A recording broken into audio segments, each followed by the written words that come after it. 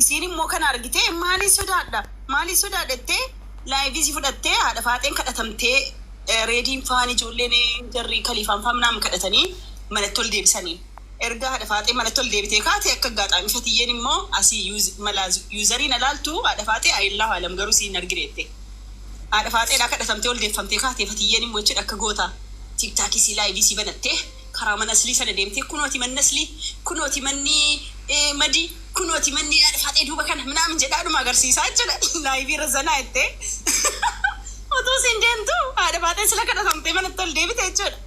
Laayivii si banante inumaa na barbaadaa jirti jettee jechuudha. Haadha faaxee gadi baateef ka yeroo siin gadi baatu fatiyyeen kuman qabdu. Isiin haadha faaxeenis laayivii seentee asii walitti dhufanii ilaa shaara nuraddiiniin fatiyyeen asiin dhuftee haadha faaxeen immoo jala marsitee karaa mana keenyaatiin asiin dhuftee haati faaxee zibaalaa mana fatiyaa jala dhaabattee eegdeen. Lekki fatiyaan dhuftee mana bira geessee kaati kunoo wanti tokko hin jiru kunoo wanti tokko hin jiru dhaadattaa jechuudha yeroo fatiyaan ol deebitu haadha faaxee. Ay laayivii haadha faaxee jedhaa fi deeqa.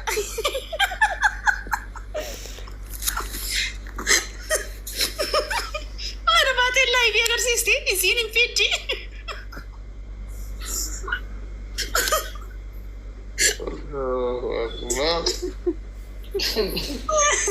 Wallahi lazim taarikiin agarsiiste yeroo egaa kunoo gaafattuun hima akkamitti fiidde jedhini akkamitti maal seggaata beeksisisti I love you haadha faaxeette yeroo sin kontette dhakaanatti darbattu jette dhakaan dhufee miila koo jala darbeette I love you haadha faaxee I love you jedhaan fiigeette maaliif akkanette naan yoo xiqqoo na qabdeette na qaqqabdee bakka naaf gara laafti sana I love you jedhee dheetan jette.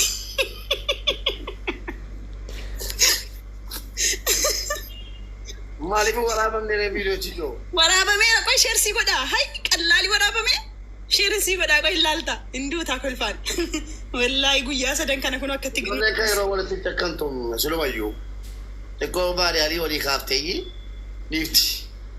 Dhiisi kaa ati amma kaayiroo keessaa deemee Dubaayin deemeera jettee mistira kaayiroo kaawutaa. Maaf ajandaa nutti himtu. Warri kaayiroo dhiiraaf dubartii ammaaf ajandaa gad nutti kennitu galu kasabaatu. Ta'u inji. Seemiti abbaan ajandaa tokko asii baanaan warri kaayiroo. Kunoo guddisni isaa ol bilti baanii bar kunoo. Raab dibannaa taachuu wal gorsaa namni guddisiin keessa jiru ati nama guddaa miti maa wal gorsaa malatti wal dibannaa taachuu. Kuni dhaloota keeti dhaloota keeti. Yaanta tumartu no. Abdi inni nu rubbas bannaa taachuu. Nooma. Barumsaa itti dabarsite. Jireenya dhabuu deemna kanas. Warri kaayiroo nu cabamee. Mube. Ajandaa taniin kan nutti kennitu nu irraa somna. Please hojii keenya hojjetan hojiin qabdan immoo silaa yaatanii wal keessanii biyya sana akkamitti jiraattu garuu teessanii dhuma ajandaa faxaruudhaan immoo maa hin dinnu. Abdii nurraa dubbadhaa. Abbaate nu balleessitee deemte tokkoffaas abbaan ajandaa. Barumsa keenya hundi isaaniiti. Maanguddoonni wallahi viidiyoon dhaqee hojjedha. Please maanguddoonni kennu nurraa qaba. Ijoollee kana nurraa qaba. Jadi nama video dia dapat. Agenda mata. Agenda mata. Ya wallahi agenda haran lah fakah sama lagi video jadi malam jeda. Ani sile warri kai rojulan kuni. Mu be amma tobat desin jadi caca. Mal tobat. Tobat dia. Ani daki warri kai romitian. Warri Dubai. Warri Egypt jiftan kun warri kai rojulan ujollen Kenya. Nama isin hidu maratan itu nama isin abdan jennete nyamo. Rakkoon isin uummata irraa qabdan maali? Yeroo nu waan ta'e wayii kan orfannee jenne ajandaa gadi kennitan. Yeroo nu waan ta'e wayii akka sabaatti hojjechuudha kaane ajandaa kennitan. Haga yoomii ajandaa nu kennitanii jennaan ajandaa keessanii wal nyaannaa. Ube si dhiisi sitti duulu warra kaayiroo hundatu fedha hooluudii keenyaa nu jiraadhaa jedhanii nu eebbisaa jiru erga silaatii. Jila dalagaan qabdanu moodidhaan dubartiidhaan. Dalagaan keessan ajanduma gadi kennuudha moo?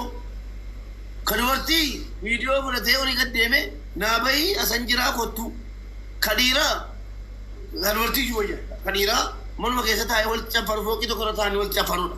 Diraamaan keessan nu galeera. Inni eenyunnire? Kadhiiraa fooqii dhuma tokko irra galamaa kalaffaa fi yaaffaa galamaayi yoo dhiira taate akkas nagoote akkas taate waliin jettu tokko. Gaafa immoo bakka itti gallee bakka dubbii kana gar tokkotti deemee gar tokkotti gallee jenne immoo araaramtanii dhageenya. Viidiyoo hojjetee wal bateessanii asbaatan eenyu sin araarsee kan hin beekamne akkamitti araarantanii masfartii maalitti araarantanii kan hin beekne yoo dhuguma wal lolaa jiraattanii gadi ba'aa waltuma inni kaleessa wal ajjeesuudha wal barbaadu I love you dhaan xumure yaa rabbi macarashaa nu agarsiisi nuuftaa ko macarashaa intinaa kana Hayyeekaa. dinni Erga akkas jette wanti makanaayyuu kan nu barsiisee biyya kanaa deeme si nu balleessitee nuti nagaa qabu nuti nagaan jiraatu amma kun eenyu? obboleessi Ayyo wayyaana jiraata way si jiraata. Galaallo. Sina jeetaan waamee ka dubbattee naan obsiyan. Achana ta'een si jecha duru yaa salphadhe gaayoo keessatti. Tokko lama jedhee si waamaan lagaa wajjin jedhee. Si jecha qabamee akka gaayoo keessatti qabamee beekuun si jecha rakkaatti qabamee si sanu. Abdi nu kennaa warra Dubaay nu kennaa mee akkamitti ajandaan uumama amma akkin wallaalle maal betta akkamitti ajandaan lafaa kee uumama akkamitti immoo nagaan xumurama amma yeroo isin walitti kaatanu ni rifannanu obbolaan keessa warri biyya biraa jirru warri Dubaay jirru amma akka nama Dubaayittan na rifadha yeroo isin achi walitti kaatan yaa rabbi wal ajjeesu wal waraanuudhaan yaa rabbi tokko du'a laata jedhee rifadha xumurri isaa I love you I miss you viidiyoo hojjettanii as baataniif nama sin araarsu illee hin beekamu. Police bannata tu sabarra gadi ta'a. Galaallo jedhee. Sabarra gadi ta'a. Galaallo. Abaaramuu deemu. Isin warri yeroo ajandaa uumtanii uummataa gadi kennina. Nuti nagaa qabna lakkiiwwan akkasii akka gaafa ati deemtee irraa nagaa arganne. Namni wal lolaa. Kunoo har'a. Namni wal lolaa. Ergasii maal jettan? Mubaarak Musammaa amma kayroo keessa jirutti. Koy dhaggeeffadhaa. Ergasii Mubaarak Musammaa amma kayroo jirutti ajandaan kayroo hin dhaabatu jettan. Deemnee isin agarsiifnu. Deemnee isin agarsiifne Itoophiyaatti eenye waa tokko ajandaa wayii Itoophiyaa gadi hin baane. Dubaayis teenye ajandaa wayii Dubaay keessa gadi ba'ee jiru. Isin sanuma kunoo. Guddisa kee ture. Haala immoo hortii keessantu gadi yaa'ee gannaa bahii eessa jirta laayiviidhaan. Laayiviin baatirii ta'e jechuudha. Faanusii godhatanii. Gannaa bahii eessa jirta laayivii cufattanii waliin barbaaddanu. Meedaa waliin geessanu warra wal lole kana alaazaariin geessanii makiinaadhaan. Waliin tumsiiftanu gaaf tokko wal tumuun dirqama warri kayroo kanaan booda dadhabnee jirra. Maraannee kan waliin qabnu seera biyya kanaan beekna beekaatu malee. Mubaarak kayroo isinii gadhiise isin sanuma qayyaramne. Mube seera biyya kanaan beekna kanaaf. Dhiiras gaafa wal lolan eessa jirta yoo dhiira taate eessa jirta asan jira achan jira diraamaa amma Abdii Muktaar maal qopheeffatteertaati immoo. Kunoo annama nagaati. An nagaa labsa. Waan nama dhibu immoo warri kayroo kun istaayiliin jira dhaggeeffadhaa. Ergasii Mubaarak Musammaatu ajandaa kayroo keessaa gadi kennaa jedhame. Hayyee Mubaarak keessaa ba'ees ajandaan hin dhaabanne. Diraamaa jala iccitii jalaan sinii baasa dhaggeeffadhaa. Fakkeenyaaf Abdii Muktaarii fi nama tokko wal lola. Laayivii irratti malee wal lolamu. Lafa irratti hin jiru. Laayivii irratti wanti kawwan yoo dhiira taate gadi baanee akka waan nookii Dubaay hin jirutti yookiin akka Saawudiitti lolaa yoo dhiira taate na dubbisuu dandeessa minaamin jedhamti. Gaafa walakkaa isaatii teenyee gadi baanee jennee Abdii Muktaariif namichi wal lolaa turan sun wal bira ta'anii mana gahaa jechuudha. Shaayooki chis jedhamu. Suni koo heddaan talo suni keessani amma nuti lafarratti malee. Seera jibbisiisee isin diisee deeme immoo keessanii isin diisee baqa nagee jedhee isin biraa deeme maa inni thank you Nasriyyee. Diraamaan keessan inni an jibbee isin biraa deeme immoo maanguddoon xaxxuun isinii hiiktuun isin kan xaxus isinii kan diraamaa kana mana keessatti bocee gadi baasu isinii maanguddummaan illee nama ganda biraan galchitan yoo dubaraa ni buuftan achuma musee ol galaa Abdii Muktaar jaarsummaan illee isinuma namni biraa yoo keessa galee iccitii keessan akkam barreef silaa qaama sadaffaadhaan ilaalamuu qaba dubbiin keessan jaarsummaa kan dubbatu isinum kan gastii guute jaarsu kan bitii kaasu isin kan walitti araaramu gastiira wal fidee isin nu mala maaliiti Waliin kenninu nuti warri kaayiroo. maanguddummaa kan dubbatu jala Please nurraa gattaa warri kaayiroo bannatan ajiraan nurraa bakka nyaan nu geeran Ween hadhuma sii deemee akkanatti nu raggataa dhagaa. Har'uma asii deemee warra asoo har'aayyuu osoo ati ajandaa tokko fidde akka kaayirootti waamamta mube. Kaayiroo namallee si keessaan baane. Bro, warra Dubaay. Isin Warri mubee kaayiroo mubee warra Dubaay. bishaanicha ta'uu noolaan bishaanicha shakki bishaanicha kan jenne immoo bishaan abbaa biyyattii dhugamaa jira. Ani waan isin akkana godhattanuuf abaaramtanii baduuf ta'e eebbifamuuf ta'e. Amma booda nuun hin beekina mu beeknoo. Al tokko kan dhiiraatti waltummaatti nu agarsiisa. Kana booddee kaayiroo keessaa fageessanii kaayiroo keessaa gadi baatanii iyyitanii jennaan namni abbaa kanaa isiniin jedhu kun garumaa dirqiin itti nama galchitu miti jennaan. Girshaan dirree tooloona godhame. Waa'ee kaayiroo kana kakannee turre kanaan dura. Ittiin gallu waa'ee kaayiroo bakka dhimma jalaati ni kijibu jedhanii wal lolan jennee baanee turre naamna firaan. Nuti Funyaan qabdanii itti nama galchitu yoo namni inni keessaa baqate. Nasraa itti jechuudha moo qoy akkam nu raggachiisu ettee kiisii teesseetti darbi taate. Nasraalleen dura warra kaayiroo turtee mire አንድ ቲም ናቸው። Guddisa jedhamu barbaama biqilaa. Dhimma kaayirootiif artistiin keenya Nasraa Gursum Mubaarak Musammaa wal arguuf deemna Dubaayitti. Ibsa isinii kennu dhaggeeffatu. Jillatu. Isin lamaanii kan waan kana hunda nu fidee biyya kanaa deeme nu barsiistanii nuti miskiina waa takka hin beekne kana. Nasraadha. Anaaf Nasraa Gursum isinii kenninu hin jiraattu kana booddee jaallattanii jibbitanii seera isinii baafatu. Konkolchi gaggeeffamuu qaba doktora isinii irratti jalqaba konkoluu qaba maaliif inni rafuu akkaawuntii isaa piraayiveetii godhatee taa'ee dhaggeeffachuu himeeraam namichi maal jedhe ani gaafa dubbiin kaatee bakka dubbii jedhe asii dhageessa. Namicha amma biyya bulchaa jiru. Ariine barisa aangorra. Maal jedhe Ciisa keenya nu jalaa. piraayiveetii godhadheen jedhe taa'ee dhaggeeffadha ana maan nagachi calliseedhe namichi aangoodhaaf hin mallee hin bu'a konkolcha irratti gaggeessuu qabdu. Buusnee jirra ammayyuu. Bakka kan sappoorti sin godhu inni Nasraa Jarmanirraa Andubaa irraa waan jiru. Ta'eera nuti Dooktara Asliin keenya hoggansi isaa nuu ta'eera irra fadii isaa 24 waan tokko nu tuqaan jiranu seera hamaa nurratti dabsaan jiranu akka feetan ta'a jiraadhaa nu jedhaniiru. Gaafa bulchuu eenyu siin gadi baatu ajandaa kennitu bu'anaa jiru. Ana kenna ana tolcha. Ana diriirsa ana walitti qaba ajandaa. Amma koo ijoollee damma silaa waltumuu qabu turan. Yoo xiqqaate laayivii lafa kaatanii jedhanii akkatti lafa kaatanii boksii tokko tokko walii kennuu qabu turan. Seenaa galmaa jira. Isa immoo reedii qabee kutee bar ajandaa fiigee asii manaa gadi ba'ee jechuudha. Qabee ijoollee mana badan reedii. Warri kaayiroo beenaa deebisuu dandeessu abdii. Yeroo dubbii kaaftanii waan wal ajjeeftan fakkaata. Subhaanallah nama kanaan arginu beekua. Garuu Yaa salaam. Suudaanii keessa dabarfattanii dhuftanii Suudaanii dandakkara. Hoi hoi yaasan hei hei hei jedhamee dhiifama akkana. Garuu warri adimu yeroo walitti kaasanu waan wal ajjeesuudhaaf jalaa walitti deemtanu fakkaata. Umuriin isaa garuu maanguddummaa isinumatu immoo dubbata waan nama dhibu amma lafa ta'anii fi ala baatee yeroo wal lolanu nama duubaa qabu yaani nama duuka deemee Biyya alaa deemee hedduu jijjiirame maashaallah. Dhiisi chaachaa hin soba wama kaayiroo taanaa nu raggaxaara malee hin soba. rabbi sina qajeelchu ani gara kootiin yeroon waqtii shan salaatu du'aa isinii kadha hunda keessaniifuu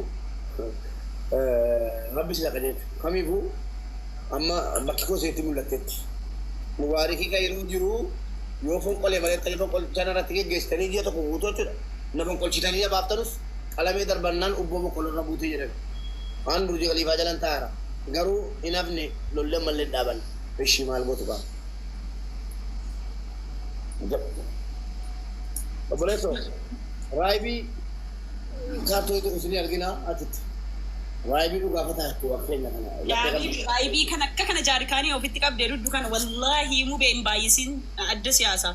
Saa'udiitti hin beekan. Nama furdi isaanii si mubee. Bareeda yeroo dhaltu shanqatti faranjiin maal jettee waan akkanaa? Faranjiin yeroo mammaaktu waan akkanaa kana ibsuu barbaade maal jetti?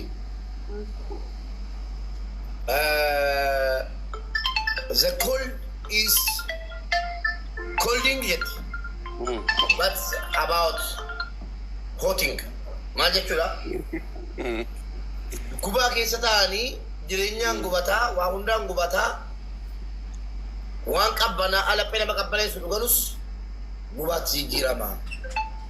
Biyya qabbanaa jannata addunyaa Dubaay keessa ta'anii Habbaa lama. Haasofte akkasitti. biyya mukayyamni dhaggeeffalu biyya mukayyamni girgiddaa shintibeetii gitti girgiddaa hundatti girgiddaa shintibeetii hundatti jiru keessatti qabbana natti qabbana rabbi isiniif haa kennu jechaadha. Kanaaf amma dhiifamannaa godhaati warree jirtu waa sin gaafadhu ani madaa keessan sinti kaasuu akka hin taane yaabdi. Chachaani biyya alaa gariitti jedhamte. Mubee. Kaayirootu biyya alaati bar chachaa. Jedhaa jiru chaachaan kunoo. Hiikaa isaa dheeressite Ingiliffuma abbaa tokko dubbattee. Bataam. Kan hin jedhe warri ijoolleen keenya warri kaayiroo jirtanu amma takkiifni akka isinii bitamu gochuu kan deema maaliif marwaan sun jira marwaan maal jedhama maqaan isaanii fannifamee kar mana keessaa jiru. No. Nuti kunoo takkiifa fayyadamna laal. Tamalkas. Maal jedhama inni Kaayirootti. Yaa habibi inni zabana bulchiinsa keetii hafee Dr. Asliin mana manatti takkiifanuu galchisiiseera. Bulchiisni Dr. Asliin. marwaan sun jira Duruusiitu gadu nu qabe. Duruusiidha. Amma takkiifa mana manatti galchisiiseera. inni dhaabatee mana keessa dhaabame akkas qilleensa fidu tokko maal jedhama maqaan isaa. Yaadannu nuti maqaa isaan beeknu waan san.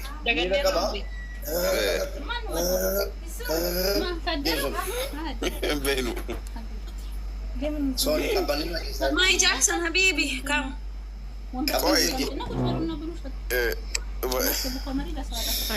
የሆነ መልስ የሚመልስልህ ሰው ነበር ግን ተው። ተማሪ ኦኬ qabbanni ajjeetti yaaboo. Mubee. Windiveen jedhama maqaan isaa. Ati qabsoo eegaltamoo nu wajjinii. Qabsoo eegaluufi isin Jaaksanii zeeroo irraa naa baasaa. Abdii ati ittiin himtu ati dubbattu bara bulchiinsa mubee hafee intiniin. Bara bulchiinsa mubee. Bara sanimmaa waan nuti hin dhufintu.